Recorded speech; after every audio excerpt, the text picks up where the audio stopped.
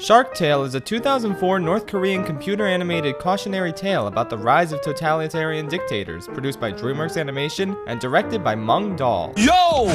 What's up, diggity dogs?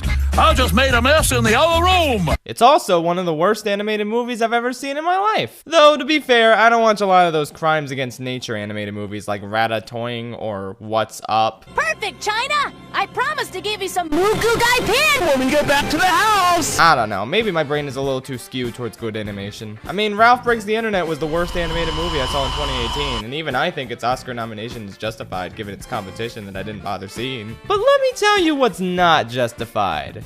Academy Award for Best Animated Feature nominee, Shark Tale.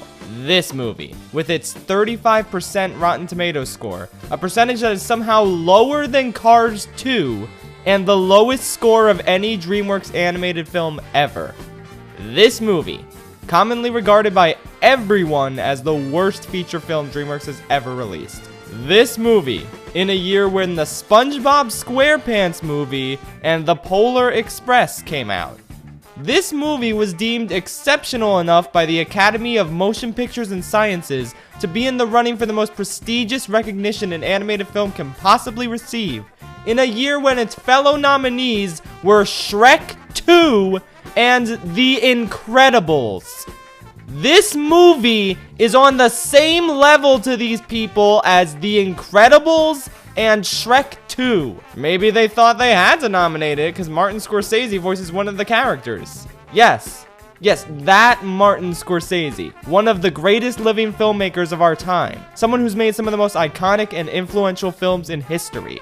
That Martin Scorsese plays a pufferfish named Sykes. Or as I like to call him, Puff Daddy. I didn't come up with that, the movie did. Come on, now who's your Puff Daddy? How? Who takes care of you? No, I don't know why Martin Scorsese is in this movie. It's not like he ever voice acted in anything before or after this. Well, you got me. By all accounts, it doesn't make sense. I can't solve this anomaly, and no one even seems to be concerned with this bizarre fact, so I guess I'll just move on. I'm not gonna lie, part of what made this review take so long is just how long it took me to sit through this 90-minute movie all the way to the end. I had to keep getting up and taking breaks every 15 minutes or so, and I had Shrek 2 on in a second tab. Not only to make comparisons, but also because I just needed to cleanse my palate from the awful storytelling and awful animation by remembering what a real animated movie looks like. What is the deal there? How is Shark Tale infinitely worse than Shrek 2 from a story standpoint and an animation standpoint? It's not like the animation in Shrek 2 holds up super great today, but then you see how it could have looked and you're just like, I don't know how an animation company is capable of making two movies with as drastic of a difference in quality as Shrek 2 and Shark Tale in 1 year. But then again, Pixar made Inside Out and The Good Dinosaur in 1 year, so I don't know what to believe anymore. Whatever. Let's just get this over with so I can go watch something more pleasant, like Mother, or The House That Jack Built, or Over the Hedge. Shark Tale has maybe the most confused world I've ever seen in an animated film. Like, I'm pretty sure the Emoji Movie does a better job at creating a cohesive, realistic setting where you understand how everything operates. It's usually a really bad sign when you're horribly confused about every single image on screen during the first 3 minutes of a movie. It starts with the DreamWorks logo boy, who's some sort of omnipotent god who can sit on the moon, directly affecting the story by fishing with his worm, thus confirming right off the bat that there are omnipotent gods in the Shark Tale universe, which is a completely innocuous detail that has nothing to do with the rest of the movie, but it's here anyway, so that's cool. Then this shark is humming the Jaws song, and he calls it their theme song? What? Has this shark seen Jaws? I mean, apparently he has, since there's a billboard for it later in the movie. How does that work? Is it like a documentary? Or is it a horror movie? Because like, it looks to be the same movie about humans fighting a shark. Spoilers, the shark dies. Why would a shark be so enthusiastic about this clearly anti-shark movie? I guess fish would find this movie about humans fighting a shark entertaining, in the same way that we humans find a movie about fish fighting sharks entertaining. Entertainingly bad! Just look at the incredible brand tie-ins we see in this shot. Gup. Do you get it? Gup. Because it's like Gap. But guppies. That's the joke. Hey, do you want a nice refreshing glass of Coral Cola? Get it? How about Old Wavy? Now, that's a knee slapper because waves are commonly found in the ocean. And this movie takes place in the ocean! Get it? But I think the true crown jewel here is Fish King.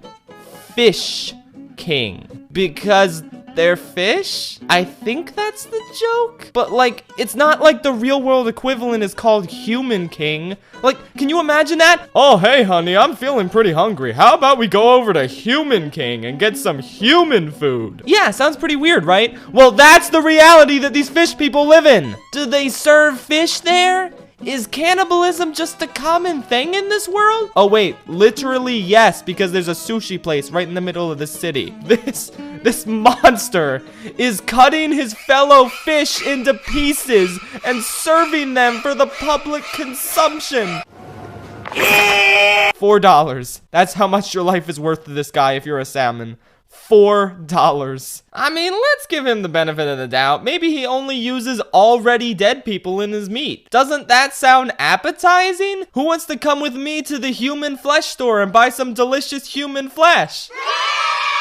At least Mrs. Lovett didn't tell people there was human flesh in her meat pies. Seriously, I don't understand how this guy hasn't been arrested and had his establishment shut down for numerous ethical and health code violations. And like, the ultimate irony here is that a sushi joke could have worked if it was a shark selling sushi to other sharks. Later on in the movie, they're at a shark restaurant, but like, what if it was a sushi restaurant? I don't know. I'm trying to work with you, movie. Give me a break. Anyway, let's back up to brand integration and look at how it works in Shrek 2. You know, a movie that the crew actually thought about before making it. They have Burger Prince, which doesn't seem amazing, but like, Shrek doesn't have a lot to work with there, given that it already takes place in a kingdom. Actually, if anything, it makes sense, because you wouldn't want to upstage the actual king of Far, Far Away by naming your brand Burger King. That would be like calling the real world equivalent Burger Prime Minister or Burger President. Insert Trump joke here. So yeah, there actually was some thought put in to ensure that the Shrek 2 version of Burger King didn't sound horribly stupid and forced. Same with Farbucks. Is Far, Far Away brand Starbucks? It's not hard. Old Knavery. That's just funny. I can't help it, man. Lethal Arrow 4. It's like, yeah, that sounds like a real movie in the Shrek world. But with Shark Tale, the joke is fish puns. That's it. It's just fish puns, and none of them are good. Look at these celebrities with their stars of fame, which, first of all, are the starfish the celebrities? Because if so, why do they have names like Jessica Shrimpson and Muscle Crow when they aren't those species, they are starfish? The other option is that these starfish are literally being paid to sit on top of these stars all day and scream their celebrity's name. What kind of job is that? Is that really what you wanted out of your career, Cod Stewart Starfish Man? Did you expect this to be your life? Congratulations. You're a failure. And then we have a blink and you'll miss it Lawrence Fishburne, which doesn't even make sense. His name already has fish in it. How is taking the E out of his name suddenly a fish pun? Who thought this was even remotely okay to put in your $75 million Academy Award for Best Animated Feature nominee? And then there's Seal, who I had to look up who that was since I've never heard of him. This movie is very fresh and relevant, you guys. But in this movie, it's just a seal. A disgusting, poorly rendered seal. Is that the joke? Okay, one more thing. I've saved the best for last. There's a billboard in the middle of this square that reads, "Celebrating Tuna History Month." Tuna History Month. Ay vey. This movie has a really weird connection with race, and I don't get it at all. Snap it. Oscar. You're not snapping it. Oscar. Oh, hey, don't sweat it, Sykes. A lot of white fish can't do it. Is Oscar implying that he is a black fish? Because blackfish are like actual fish in real life. And he ain't it, Chief. Maybe the billboard joke could have worked if it said Blackfish History Month, but also... No. I will give this movie credit for not being the worst Will Smith movie with questionable racial implications. And also, as bizarre as this billboard is, it does actually give us a good indication of the time frame this movie takes place in. Spoilers, it's really terrible. So, we see this billboard in the first 2 minutes of the movie, meaning the movie starts in Tuna History Month. Why am I saying this? When did my life go so wrong? Let's assume that it's February 1st when this movie opens up. Oscar has his day at the car wash, the next day he gambles his money away, gets tortured by jellyfish, and pretends to kill a shark. So Oscar's big shark lie happens on February 2nd.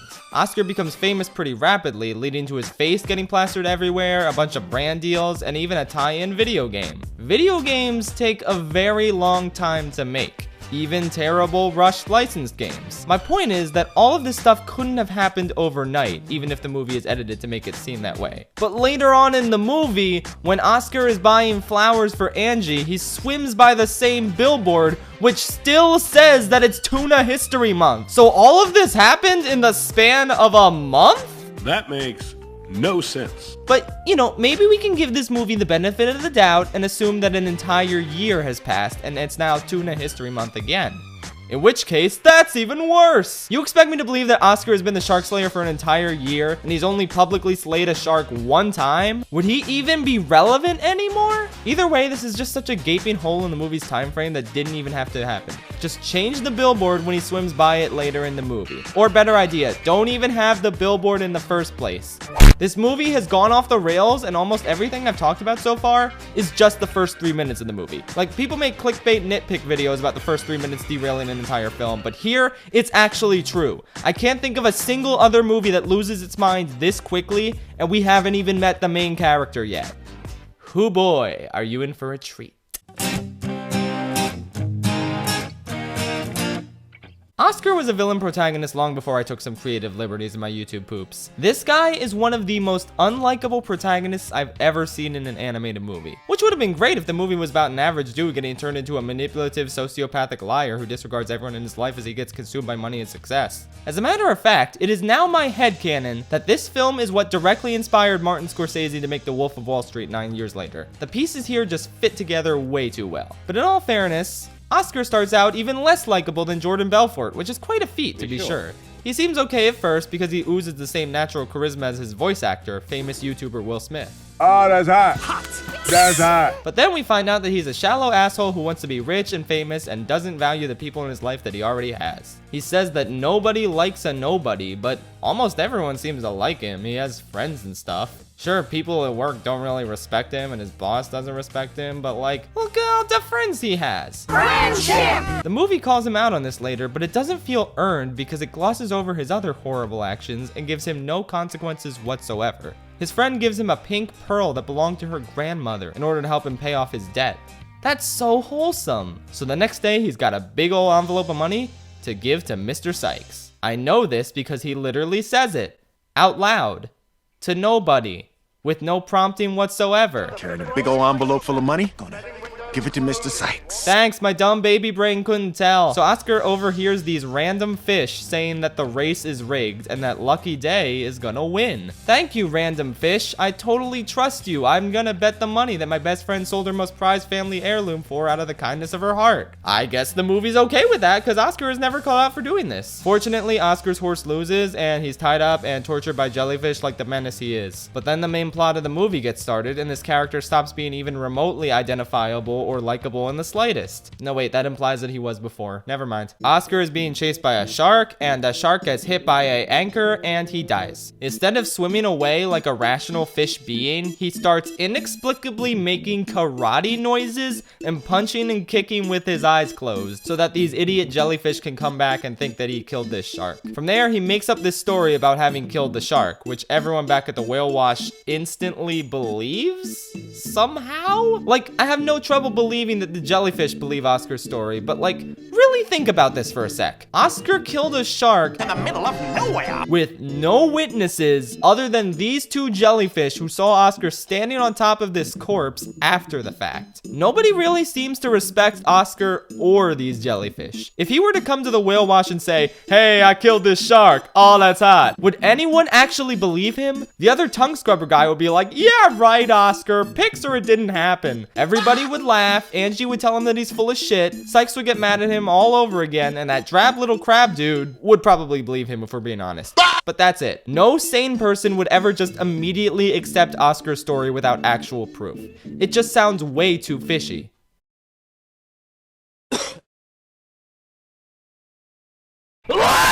But yeah, there's no way a blue streak cleaner wrasse would ever be able to take on a great white shark and win. I think.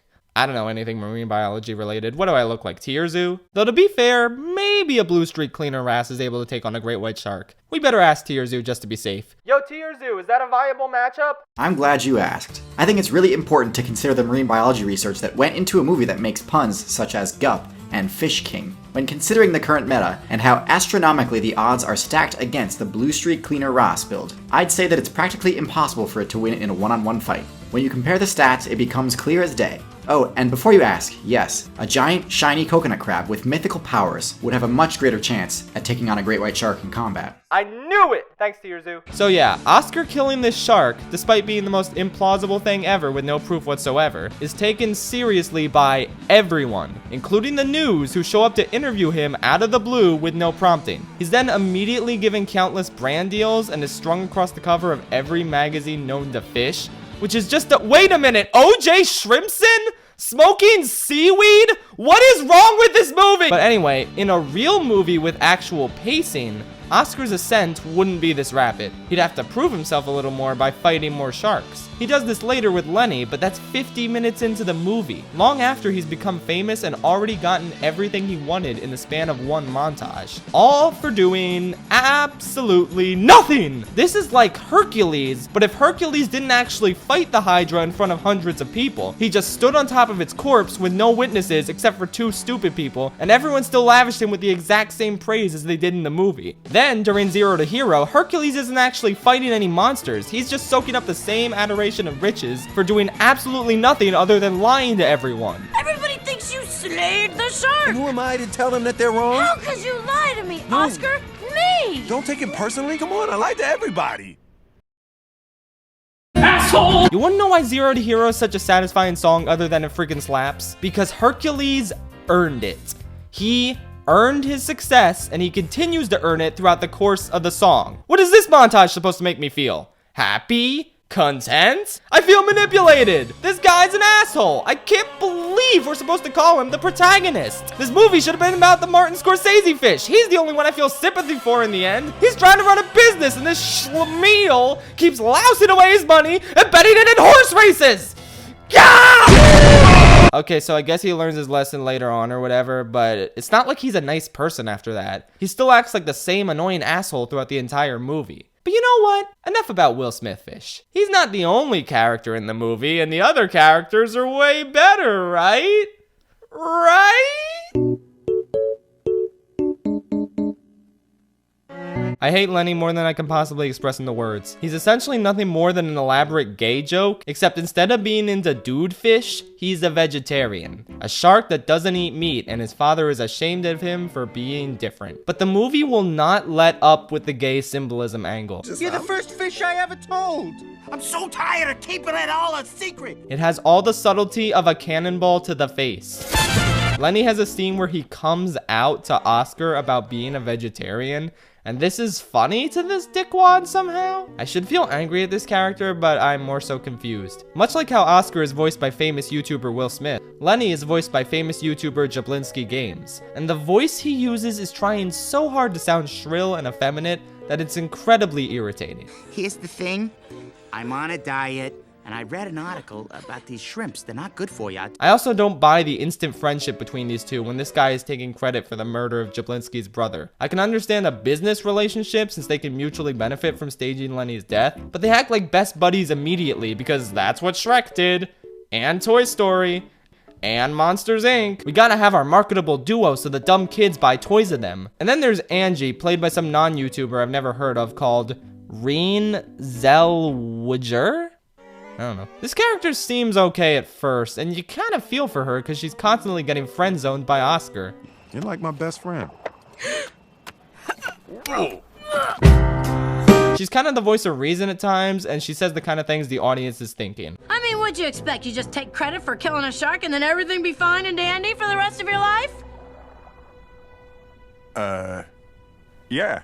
Wow, you're dumb. But then she starts acting obnoxiously clingy when Oscar kisses this sexy fish lady, as if the two of them are actually dating and he's legit cheating on her with sexy fish. Like, girl, you didn't tell him how you feel, and he's way too dumb to figure it out for himself. But hey, speaking of sexy fish lady, wow, what an amazing character. When she's first introduced, it becomes clear to the viewer that she is, in fact, a gold digger. This is expressed very subtly through the music choice. She's dangerous, super bad. Better watch out, she'll take the cash. She's a gold digger. She's a gold digger. She only cares about rich and famous people for their money, which I guess Oscar is either cool with because he's an asshole, or he's too stupid to realize that deep down, she's really superficial, even though she literally tells him that! Deep down, I'm really superficial. Subtlety? What's that? Okay, so then there's these two jellyfish who are some of the most annoying characters ever. Nothing they ever say or do is funny, and I regret their inclusion in my life. Then there's Martin Scorsese as Puff Daddy, and I'm not gonna lie, he's the one character in the movie that I like unironically. His delivery and comedic timing is on point, even if his dialogue usually isn't. He's also not entirely hateable or a bad person like literally everyone else I just talked about. Okay, I lied. I just remembered I also like this octopus henchman guy. He's actually pretty funny. And like, some of the sharks have good lines here and there. Like this guy. May whoever did this die 1,000 deaths. May his stinking, maggot-covered corpse rot in the fiery depths of hell. I watched this movie when I was 6. I also like this shrimp who has like the saddest friggin' backstory in the whole universe about how he was born with glass bones and paper skin or whatever. And the shark dad just doesn't care and tells his son to eat the shrimp alive. It's honestly incredible. But then the shrimp comes back later and says a pop culture reference, and I instantly lost all sympathy for him. Well, say hello to my little friends. Boo! Boy, this movie sure does love pop culture references, doesn't it? As if you couldn't tell from the brand integration. Remember Shrek?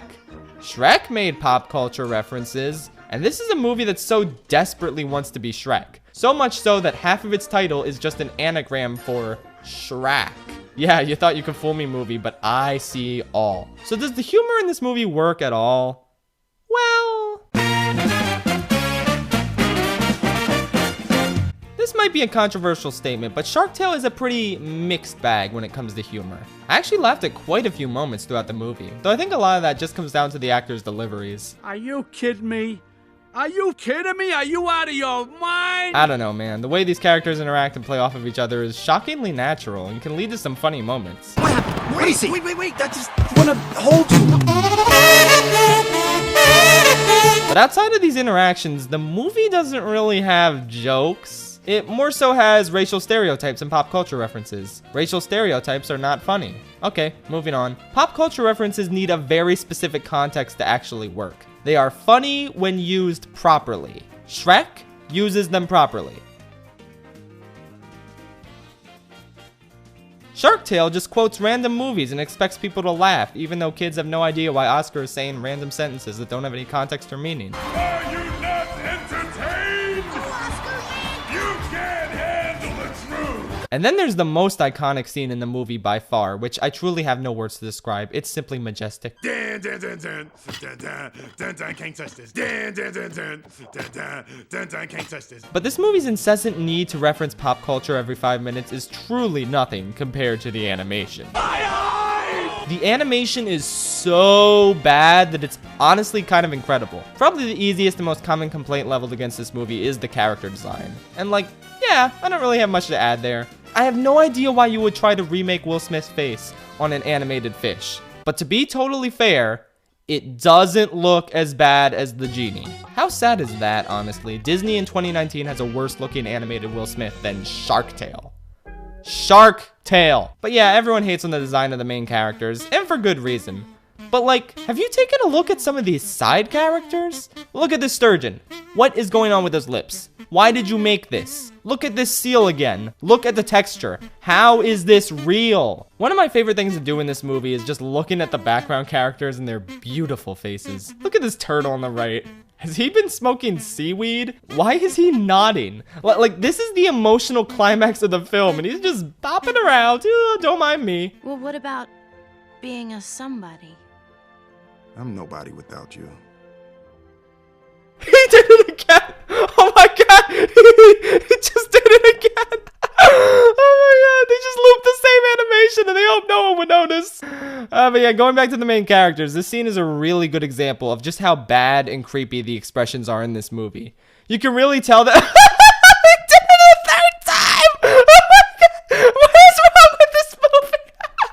So as you can tell, the background characters look real bad, and the main characters are not only ugly, but incapable of emoting naturally. They're definitely not wooden. Oh no, quite the contrary. They're way too expressive given how bad the actual design of the faces really are. Seeing this emotion is like watching puppies drown or Santa Claus getting shot. It ruins the magic of animation, and it makes me long for the sweet release of death. Madagascar is another DreamWorks movie with a lot of weird expressions. But the weird expressions work because they are intentionally weird for comedic effect. The timing is really good, and most importantly, the design of the characters isn't complete ass. So the weird expressions actually make the movie funnier. Weird expressions aren't used for comedic effect in Shark Tale. That's just how the characters naturally look. It sucks. Also, why is this movie so ugly? The colors are all washed out, and it doesn't do the characters or the environments any favors. There is not a single frame of this movie that you can say looks good. It's all so hideous and so poorly rendered and just so unpleasant. I could keep talking about the animation, but that means my eyeballs would have to be subjected to this visual diarrhea for extended periods of time, so why don't we just move on from that? It's finally time to talk about...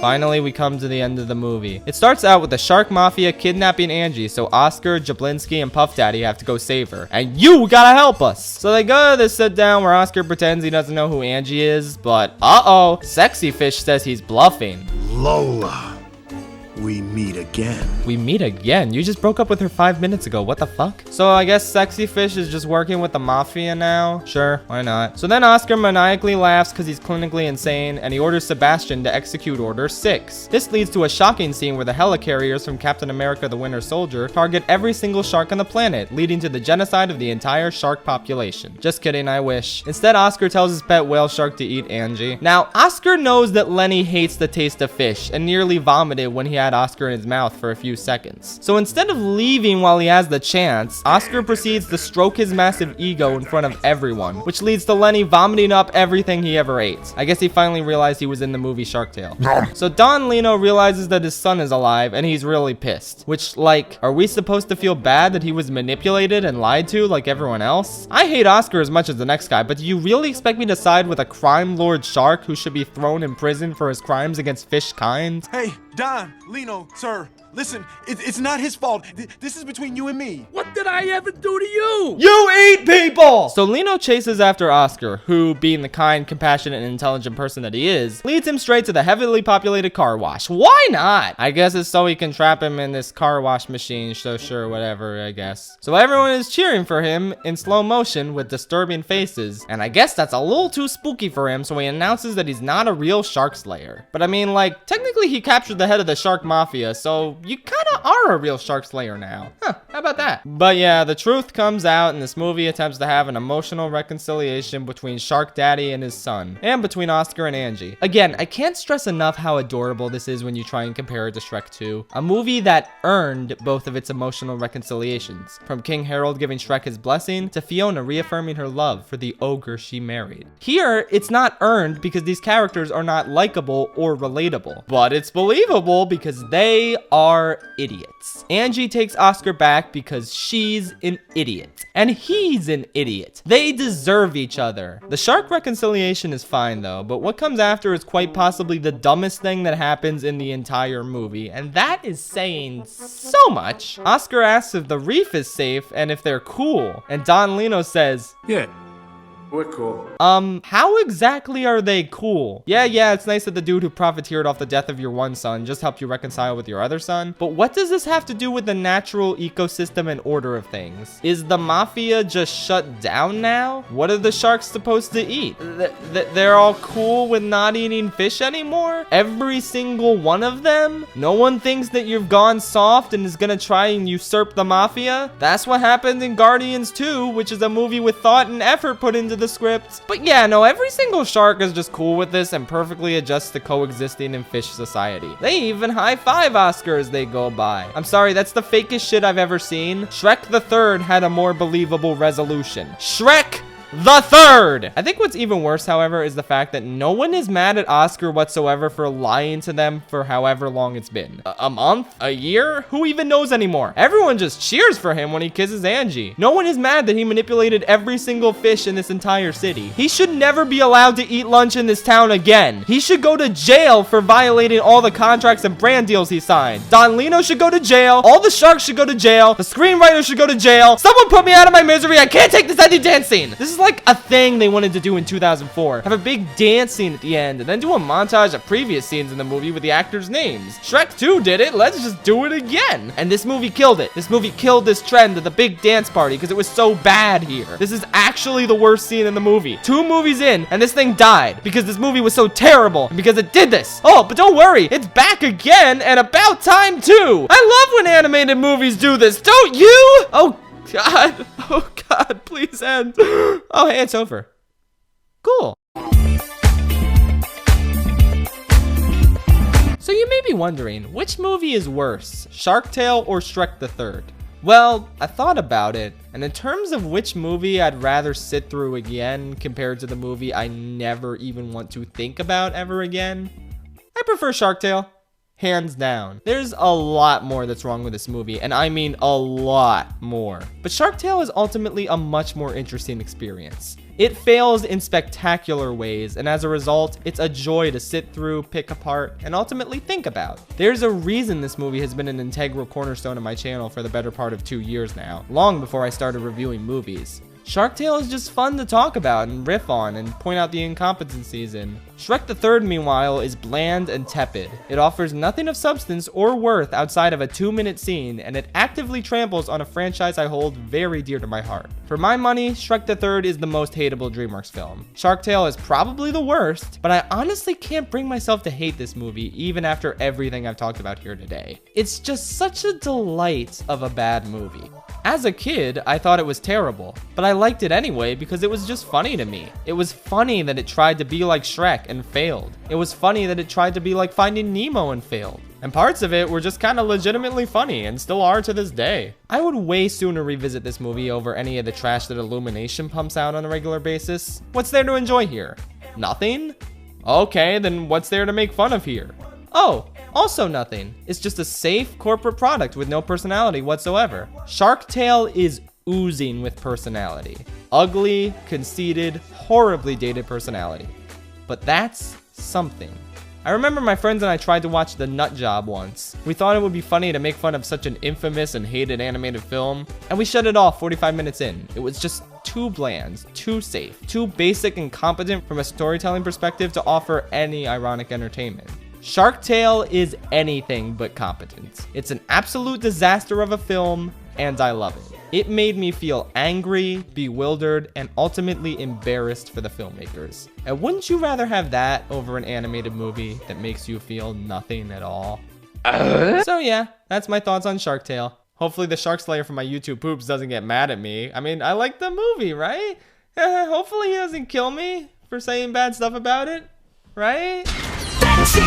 Schaffrillas must die!